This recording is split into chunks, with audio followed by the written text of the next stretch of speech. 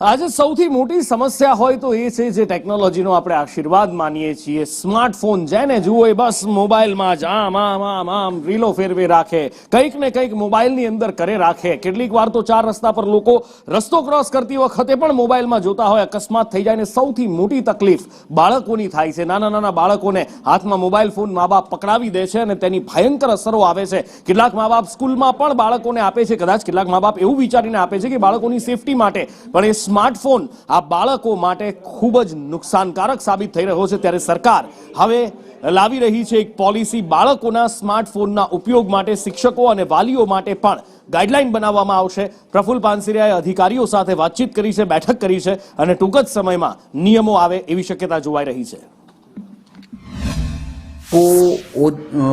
મોબાઈલનો ઉપયોગ ઓછો કરે અને રમત પ્રત્યે વધુ ધ્યાન આપે, એ માટે તમામ શાળાઓમાં આનો એક પરિપત્ર કરી વાલીઓ સુધી આ માહિતી પહોંચાડવાનો અમારો એક પ્રયાસ છે અને અમે કરીશું.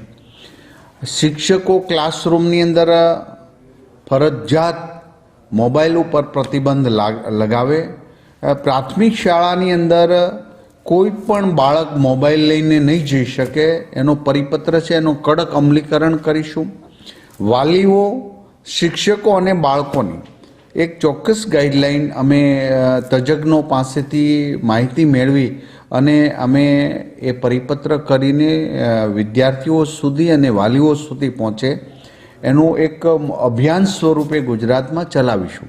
આ તમામ માહિતીઓ બાળકના આંખને કેટલો દુરુપયોગ, આંખને કેટલું નડી રહ્યું છે, બ્રેનને કેટલી મોટી અસર થઈ રહી છે, આંગળાઓ અને એના શારીરિક ક્ષમતા ઘટી રહી છે.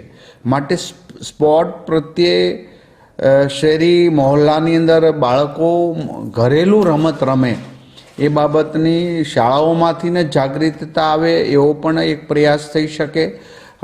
બધા જ તહેવારો ધામધૂમથી ઉજવાય, બાળકને વધુમાં વધુ રમત પ્રત્યે રુચિ જાગે, વાંચન પ્રત્યે. એ માટે વાલીઓ આગળ આવવું પડશે. પહેલાં તો એમના મમ્મી પપ્પાએ સોશિયલ મીડિયાની લત કે બાળક હોય ત્યાં સુધી મોબાઈલને ટચ પણ ન કરવો જોઈએ.